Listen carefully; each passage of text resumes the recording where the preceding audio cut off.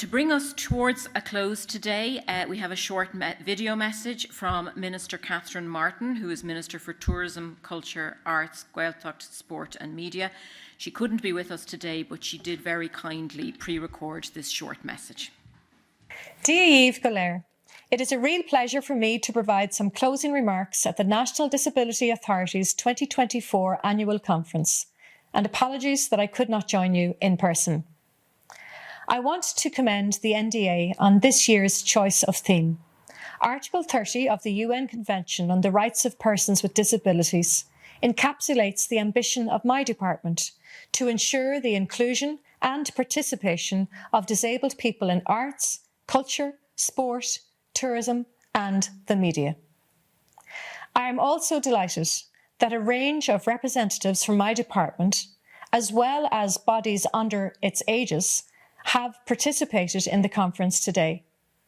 It is only by working together across agencies, government and society as a whole that we can realise Article 30 and the UN Convention more broadly. That is why my department is actively engaging in the development of a new national disability strategy, which must be ambitious and meaningfully improve the lives of disabled people in Ireland. With this in mind, I want to briefly touch on a few important initiatives currently underway in my department to realise Article 30 of the UNCRPD. First is the work we are doing to deliver an inclusive and accessible nighttime economy and culture. Earlier this summer, my department launched an accessibility survey to examine the barriers disabled people experience while socialising or working at night. We want to understand the extent to which nighttime activities are accessible. This includes concerts, cinemas, theatres, galleries, restaurants, sporting venues or nightclubs. However, the survey also explores difficulties disabled people may encounter finding out about events online, sourcing transport and the role of staff. This important research will inform the development of a set of practical actions to ensure a more disability inclusive and diverse nighttime culture and economy. As Minister, I have worked hard to promote a more equal, diverse, inclusive and safe arts and cultural sector. The department has provided record funding to the Arts Council, supporting their ongoing work to ensure disabled people can engage fully in the artistic and cultural life of Ireland at all levels, in line with Article 30.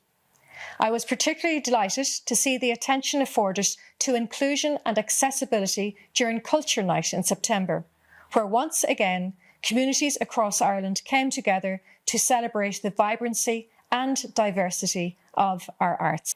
The department is also proud to support other important initiatives which seek to foster positive mental health and provide safe and respectful working conditions for people with disabilities in the arts and creative industries. These include the Safe to Create programme, which you've heard about today, and Minding Creative Minds, which provides a free wellbeing and support programme for the Irish creative sector. Delivery of the Basic Income for the Arts pilot scheme has also been a key priority for my department. The 3-year pilot involves 2,000 artists and creative arts workers nationwide, including disabled creatives, with recipients receiving a basic income of €325 per week. One of the key findings from the first-year evaluation was decreased levels of depression and anxiety amongst recipients. I know sport and recreation has been a key focus of your discussions today, and I'm sure I can speak on behalf of everyone present in saying that the performances of our Olympians and Paralympians in Paris this summer filled the nation with pride. Not alone have they created history, they have inspired the next generation of athletes. This government will continue supporting the high-performance system, including Paralympics Ireland, as we turn our attention to preparations for the Los Angeles Games in 2028. But ultimately, sport begins at the grassroots, community level, and everyone should have the opportunity to participate. That is why my department has been championing a sport for all ethos, where we aim to create a healthier and more active Ireland for everyone. In working to achieve this aim for disabled adults and children, my department is providing a new and dedicated Disability in Sport funding stream to Sport Ireland, with an initial allocation of €1 million. In addition, I expect Sport Ireland to soon advertise for a new Disability in Sport lead, who will develop and promote the inclusion of people with disabilities in sport. Just last month, the department also approved a significant investment in local sports partnerships and Active Disability Ireland through dormant accounts funding. This allocation will support a range of excellent work across the country and is a testament to our commitment to fostering inclusivity and the well-being of disabled people through sports and physical activity. Before closing, I want to thank the National Disability Authority for the invite to address you here today. My department and I look forward to engaging with the NDA and all the stakeholders gathered in the months ahead as we collectively work together to realise Article 30 and a vision of Ireland where disabled people can fully participate in all aspects of society. Rinne me cinnte I gcónaí, agus tám bródúil as, go dtugann mo rainn tosaíocht don Uile Cuimseacht thar Arnálacha. Agus tám ag tanú le tuile dul chun cinenne eicol, maidir le ran fartaíocht daoine faoi bhuí cumas sna hailíne agus a sport I measc réimhsí eile. Gur raibh míle mágah.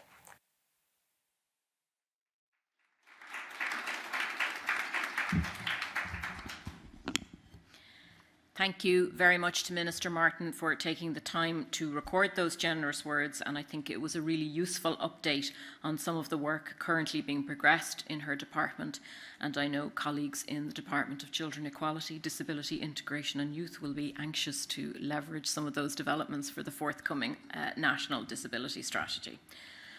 I don't know if any of you here were able to be at the Universal Design Grand Challenge hosted by our Centre for Excellence in Universal Design last night, but one of the themes mentioned at that was that of the unreasonable person, and I think I am paraphrasing it correctly when they were talking about our keynote speaker from last night was saying, the reasonable person adapts themselves to the world, the unreasonable person makes the world adapt to them and so drives progress. And I think whether by accident or design, that was a theme that ran through a lot of our contributions today. So I want to thank all our speakers and our chairs for their contributions and hope we can all work together towards the improvements we hope to see in the horizon ahead of us. I want to thank you all very much for coming and staying until the end. And I want to thank Minister Anne Rabbitte for opening the conference and very kindly launching our next strategic plan. I know a day like this doesn't come together by accident, so if you would indulge me for the last couple of minutes while we thank some very important people. So our ISL interpreters, Aoife, Michael, Shannon and Vanessa. It was a very content-rich day with some very fast speakers and also some very interesting cultural performances, but thank you to you all for handling that. And also our captioners from PCR, Michelle and Shane. The operators of the Changing Places toilet downstairs, Michael and Martin, thank you very much for making that facility available to our attendees. And a very big thank you to Holly O'Sullivan and her team here at the Aviva. I think most people I've spoken to during the day have found it an excellent venue, and that is due to their efforts. And to our AV team, Christopher Hartney and the team at CT Ireland. From where I was sitting, all the IT seemed to work perfectly and in a streamlined manner, but I know that doesn't come together without a good bit of effort. And I now want to turn to my NDA colleagues and say a very big thank you to them. A huge amount of work goes into organising this conference.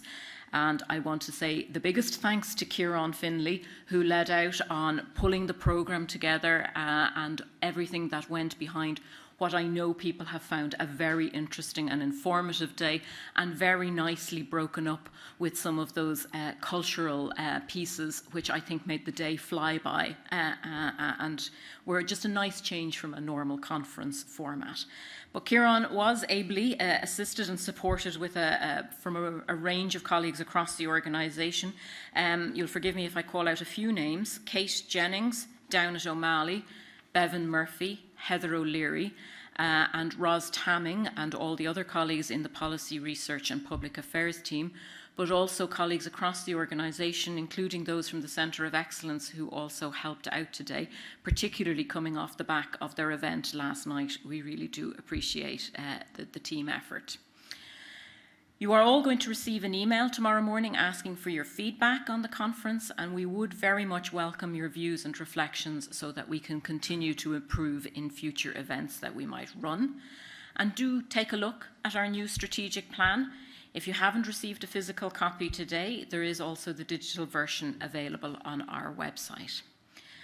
I would ask you to all return your name badges so that they can be reused. That's our sustainability agenda there. So NDA colleagues will be available to collect these from you at the coat rail on my left. And don't forget, if you do have a car parking ticket, you can get it validated downstairs. So without further ado, I'll pull our conference to a close. Thank you all once again, and have a safe journey home.